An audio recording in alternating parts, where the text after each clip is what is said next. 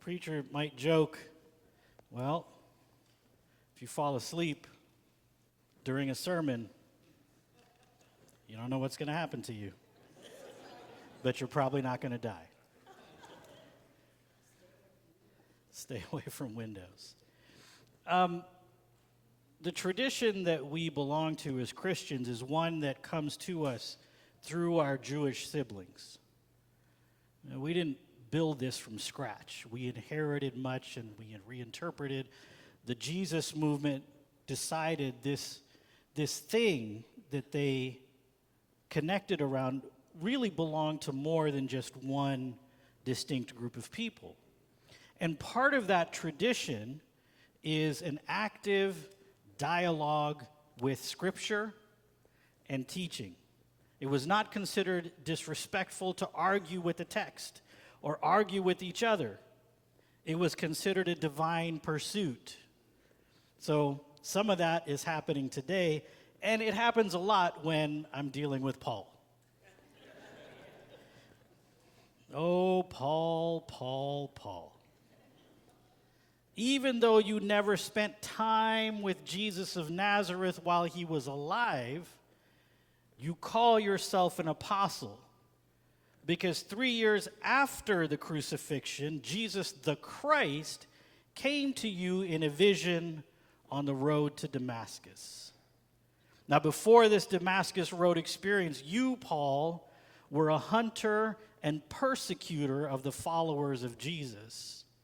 And somehow, in a flash, you changed sides.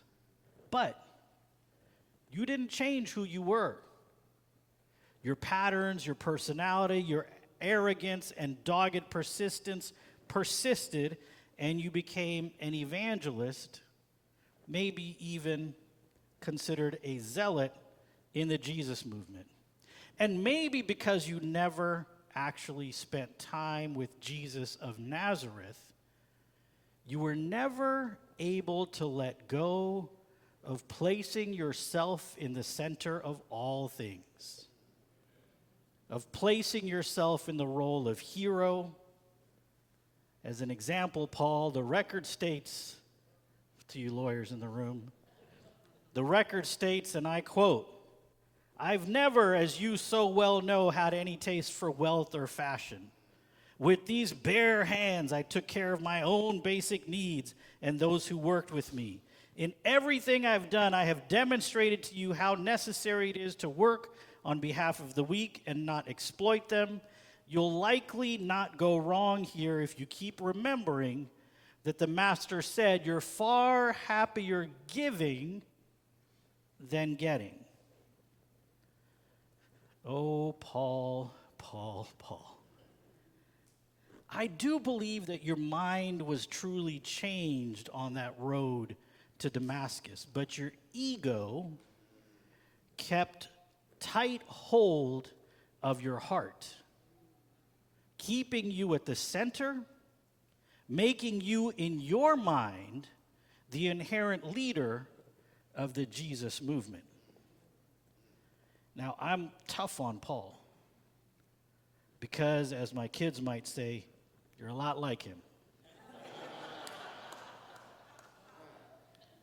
And the things that bother me about Paul are the very things I work on to evolve within myself. And it is because this perspective of Paul, this close connection with Paul, that I have issues with the phrase, "It is better to give than receive." You see, Paul attributes this to Jesus. I looked, and I know I wasn't there either, but there's no record of that. None of the gospel writers quoted this as Jesus having said it. I think Paul made it up. Maybe not with conscious malintent, but who is Paul? What's his personality? Hold up, Rambob. Isn't this basically a commandment about generosity? Stop messing with us. True. A commandment about generosity is what it has become, but I wonder if commandment is the wrong word and a more appropriate word is idol. And we have idolized, bowed down to the role of giver, benefactor, philanthropist, people who have stuff, money, maybe even some fame, and they give some away. And we, to varying degrees, and society as a whole, worship at the feet of this idol in hopes that one day we too can be wealthy and benevolent. Is it really better to give than receive?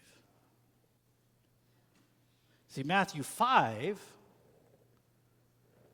was probably written by people who had very close, intimate proximity to Jesus.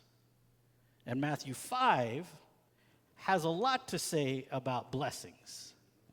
When Jesus saw the crowds, he went up to the mountain, and after he sat down, his disciples came to him, and he began to speak and taught them, saying, "Blessed are the poor in spirit, for theirs is the kingdom of heaven. Blessed are those who mourn, for they will be comforted. Blessed are the meek, for they will inherit the earth. Blessed are those who hunger and thirst for righteousness, for they will be filled. Blessed are the merciful, for they will receive mercy. Blessed are the pure in heart, for they will see God.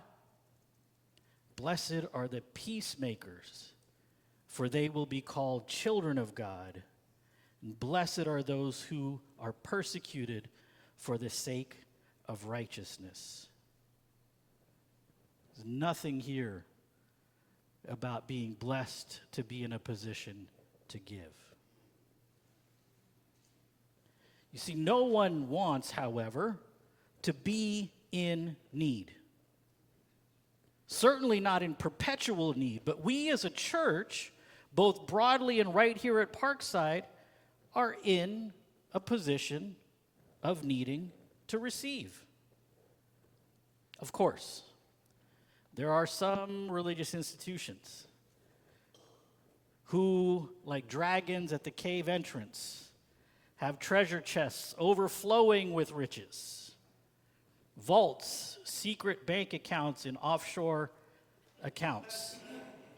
But the vast majority of houses of faith of all kinds, houses of faith and worship around the globe, are more like we are than the rich and famous. And so in this month of discernment on giving, I ask you to think about the blessings of receiving. Instead of calculating how much you can give, not just in this context of Parkside, but much more broadly, I ask you first to consider how much you receive. How much do you receive from Parkside? From the shared practice of Christian faith and pursuit of justice? What do you receive from being with your people, from singing together, dialoguing and debating spiritual and theological ideas, knowing that you can be way out there and still belong? What do you receive when you meet with the ministry team who is planning an event or have a condition like our beloved friend who enjoys meetings? Or learning how to be a better ally? Or preparing to march and rally in solidarity, or preparing as a community to be in direct service, to do more than any of us could do on our own. What do you receive? Then take a moment and step back and consider what to give and support. We here at Parkside, I believe, are far more blessed to receive.